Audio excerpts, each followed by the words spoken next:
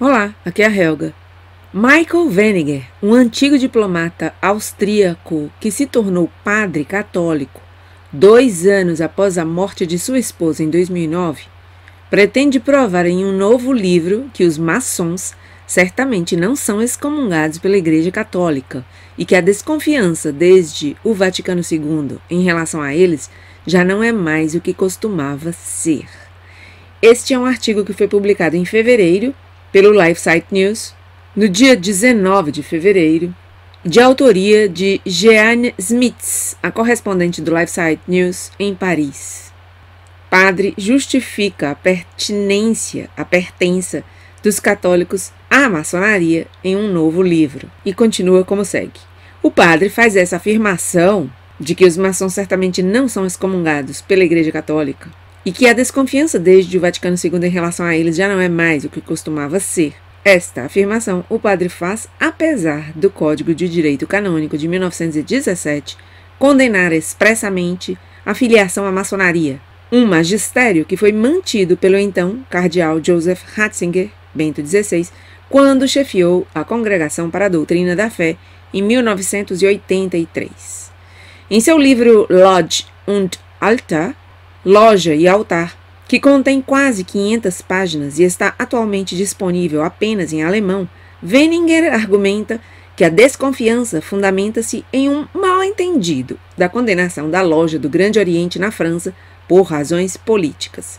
Ele afirma que a desconfiança da maçonaria estendeu-se além da França aos ritos de língua inglesa e também sustenta que os maçons e a Igreja Católica são perfeitamente compatíveis. Weniger foi nomeado em 2012 para a Pontifícia Comissão para o Diálogo Interreligioso pelo Papa Bento XVI, um curto ano após sua ordenação na Catedral de Viena pelo cardeal Christoph Schönborn. Sobre o cardeal Christoph Schönborn, veja meu vídeo intitulado Fotos da blasfema profanação promovida pelo cardeal Schönborn na Catedral de Viena em 2018. Esse vídeo eu publiquei faz já 4 meses, mas é realmente imperdível. Não deixe de vê-lo. O cardeal Schönborn é um escândalo da Igreja Católica. Bom, pois, como diz aqui no artigo do LifeSite News, Weniger foi ordenado na Catedral de Viena pelo cardeal Christoph Schönborn. Weniger apresentou seu livro na capital austríaca no dia 12 de fevereiro. Sentado ao seu lado, na mesa de conferências, estava o grão-mestre da loja austríaca. No encontro, Weniger afirmou que já havia apresentado seu livro ao Papa Francisco, aos cardeais de maior destaque da Cúria e ao próprio cardeal Schönborn. Perguntado como eles reagiram, respondeu imediatamente, com benevolência, sem exceção. Vestindo terno clerical e colarinho romano, o ex-diplomata e conselheiro de Durão Barroso na Comissão Europeia procurou distinguir entre o que ele chamou de maçons regulares sob o patrocínio da Grande Loja da Inglaterra e maçons europeus anticlericais e sectários atuantes principalmente na França e na Itália.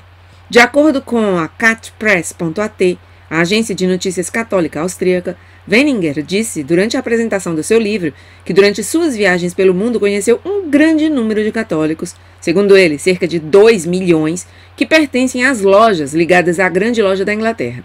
Eles lhe contaram sobre seus problemas de consciência e distúrbios mentais ligados ao fato de que se preocupavam em ser excomungados por causa da filiação maçônica. Eu responderia com a consciência limpa que eles não estavam excomungados, insistiu Weniger. É certo que o Código de Direito Canônico de 1917 reservava expressamente essa sanção a qualquer membro de qualquer loja, mas, segundo o antigo diplomata, a ausência de um parágrafo condenando expressamente a filiação da maçonaria no novo Código de Direito Canônico de 1983 deveria tranquilizá-los completamente. Como conciliar essa afirmação com um documento muito claro publicado pela Congregação para a Doutrina da Fé na véspera do dia em que o Código de 1983 entrou em vigor, em 27 de novembro de 1983. O documento da Congregação para a Doutrina da Fé, do qual o então cardeal Joseph Ratzinger era o prefeito, diz o seguinte com a aprovação expressa do Papa João Paulo II. Declaração sobre associações maçônicas.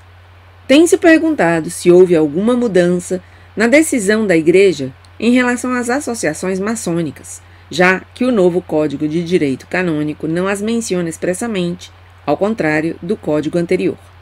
Esta sagrada congregação está em condições de responder que esta circunstância deve-se a um critério editorial que foi seguido também no caso de outras associações igualmente não mencionadas, na medida em que estão contidas em categorias mais amplas. Portanto, o juízo negativo da Igreja em relação à associação maçônica permanece inalterado, pois seus princípios sempre foram considerados inconciliáveis com a doutrina da Igreja e, portanto, a filiação a elas continua proibida.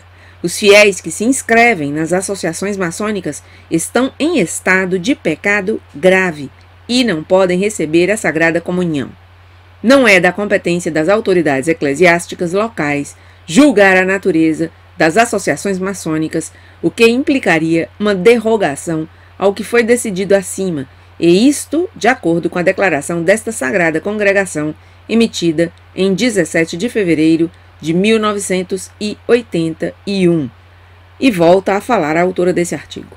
Para Wenninger, essa declaração não tem a mesma força vinculativa do Código de Direito Canônico, embora ele tenha sido obrigado a reconhecer durante sua palestra de 12 de fevereiro que ela carrega um certo peso teológico. Wenninger optou por duas formas de apresentação para fazer valer seu ponto de vista.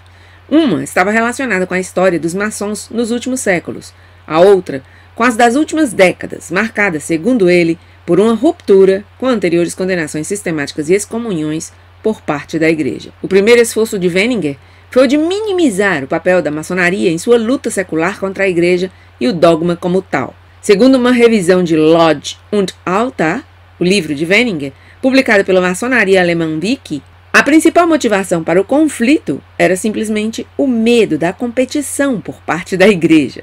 Um medo sem fundamento, segundo Wenninger, de que os irmãos estivessem criando uma nova comunidade religiosa.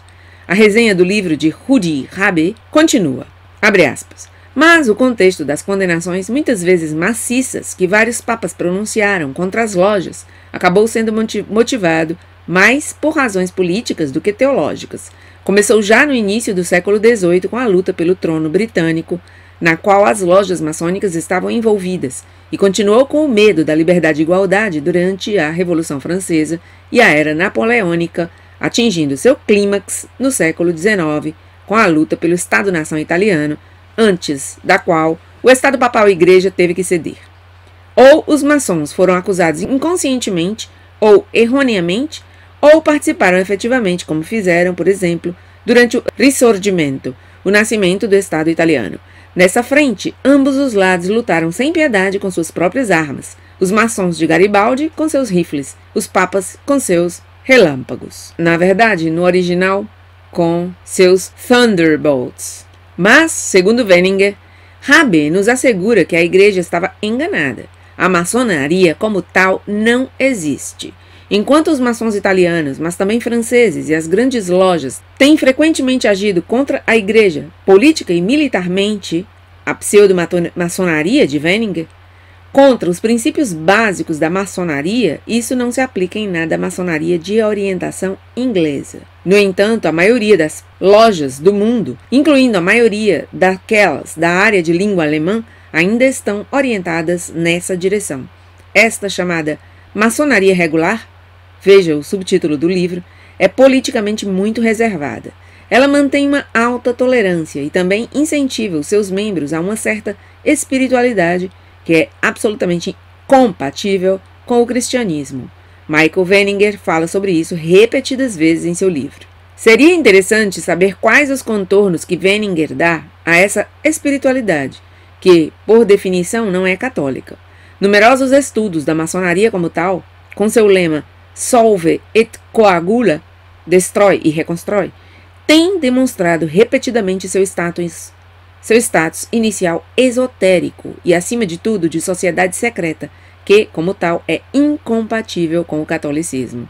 Além disso, é notável que na França não é o Grande Oriente, que Wenninger vê como o único problema, que levou mais eficazmente ao estabelecimento da cultura da morte, através da contracepção e do aborto. O Dr. Pierre Simon, que foi grão-mestre da Grande Loja da França, uma loja espiritualista do rito antigo escocês, revela em seu livro De la vie avant toutes choses, a vida antes de todas as coisas, o papel que ele mesmo desempenhou e que a maçonaria aumentou 10 vezes em vista de sua legalização. Legalização do ABORTO. A história de Serge Abad Gaillardo, acerca de quem eu tenho um vídeo neste canal. Vou deixar aí a chamadinha na parte superior direita do vídeo no momento em que falo. A história de Serge Abad Gaillardo, membro da Loja dos Direitos Humanos na França, Loge du Droit Humain, ligada a uma rede internacional ligada à simbólica grande loja escocesa, também merece uma menção aqui. Abad Gaillardo testemunhou em vários livros o caráter luciferiano da maçonaria, que torna-se evidente à medida que se avança no ranking. Em seu livro Je servais Lucifer sans le savoir, Eu servia a Lúcifer sem saber, ele explica, por exemplo, como a maçonaria em geral e sua loja em particular serviu para o avanço da cultura da morte, notadamente para impor a legalização da EUTANASIA. A segunda linha de defesa da maçonaria de Wenninger, que não seria anticatólica, por não ser secularista, conclusão apressada dele, diz respeito à mudança de atitude da Igreja durante o século XX. Aqui, Wenninger tem alternativas, mesmo que, para fazer valer seu ponto de vista, ele seja obrigado a minimizar o texto do cardeal Ratzinger, expressamente aprovado por João Paulo II. Em várias ocasiões, houve abordagens esperançosas para um entendimento, mas para o padrão de 2 passos para frente e 1 para trás, lamentou o clérigo, nas palavras do crítico de seu livro. O mais recente desses passos para trás foi naturalmente a Declaração da Congregação para a Doutrina da Fé. Aqui, podemos recorrer mais uma vez a Simon, que em De la vie avant toutes choses escolheu também destacar a aproximação entre líderes católicos franceses e maçons, justamente no momento em que se travou a batalha na França pela legalização da contracepção e depois a do ABORTO. Wenninger, por sua vez, acredita que chegou novamente a hora da aproximação, aos poucos, porque a Igreja é uma instituição que tem mais de 1,5 milênio, observa Rudi Rabe de forma bastante estranha em seu relato. Rabe lista os capítulos principais do livro, explicando em particular que o mistério maçônico não tem, segundo Wenninger, nada a ver com o mistério religioso. É, antes, apenas uma experiência pessoal, através da própria experiência pessoal do trabalho ritual, através da interiorização da experiência maçônica. Esses rituais, uma mistura de folclore aparentemente absurdo e esoterismo deliberado, têm sido analisados e desfeitos em pedaços por muitos autores, entre os quais Abad Gaillardo prova ser particularmente acessível aos leitores de hoje. Depois de uma apresentação histórica do aparecimento da chamada maçonaria especulativa, que afirma trabalhar em vista da melhoria da sociedade, que Wenninger equilibrou ao falar também dos excessos da maçonaria, ele enumerou as 80 condenações da maçonaria pelo papado, coisa que eu, Helga, também faço através de uma série do Monsenhor Ernest Juin, chamada A Sinagoga de Satanás, Papado e Maçonaria. Vou deixar a chamadinha aí na parte superior direita enquanto eu falo. Não deixe de ver esta série fundamental para católicos e não católicos. Volto um pouco aqui. Depois de uma apresentação histórica do aparecimento da chamada maçonaria especulativa, que afirma trabalhar em vista da melhoria da sociedade, que Wenninger equilibrou ao falar também dos excessos da maçonaria, ele enumerou as 80 condenações da maçonaria pelo papado, com ênfase em razões supostamente políticas. A derrubada dos estados papais na época de Pio IX foi sugerido por ele como um ponto alto. Este é o ponto central do argumento de Wenninger, como relata Rudi Rabe. Abre aspas. Sob seu sucessor, Leão XIII, a encíclica Humanum Genus atingiu seu clímax. Os dois lados não estavam fazendo nenhum favor um ao outro. Os ataques mútuos e muitas vezes maliciosos duraram até o início do século, após o que a tempestade diminuiu lentamente. Mas, como lembrete, do lado maçônico apenas as lojas romanas lutavam, especialmente os italianos. Mas, como os papas não faziam distinção, seus vereditos atingiram todos os maçons católicos, inclusive os de orientação inglesa, embora nada tivessem a ver com a luta pela unificação da Itália e as guerras culturais francesas. Fecha aspas.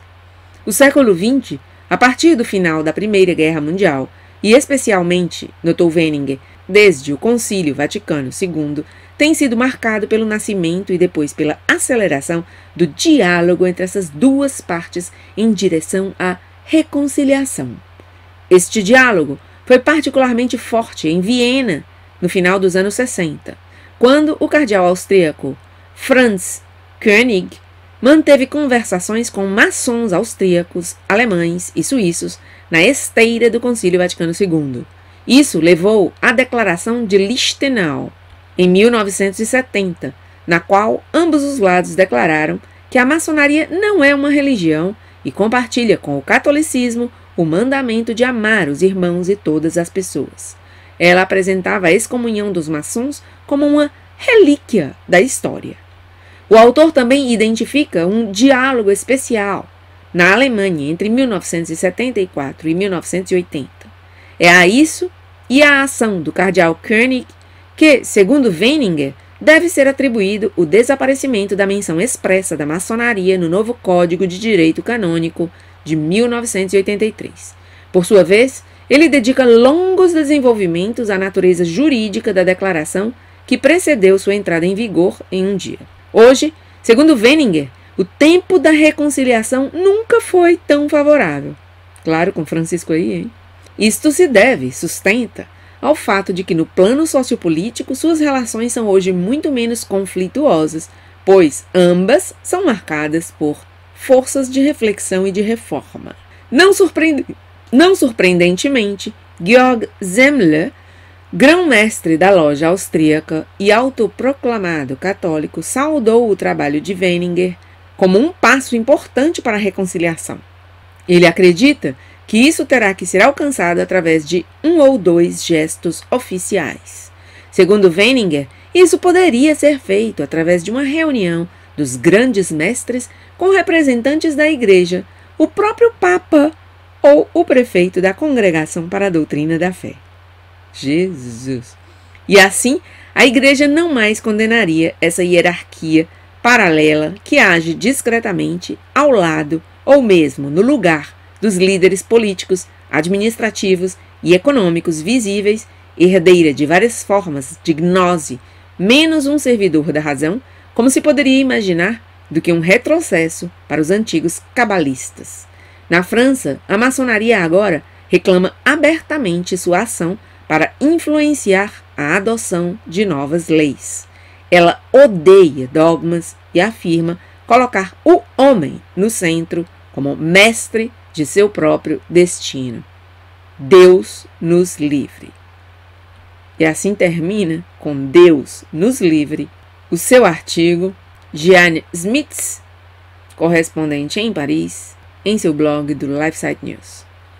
Aí está, maçonaria na Igreja Católica. E eu vou trazer mais um artigo sobre a maçonaria na Igreja Católica, provavelmente amanhã.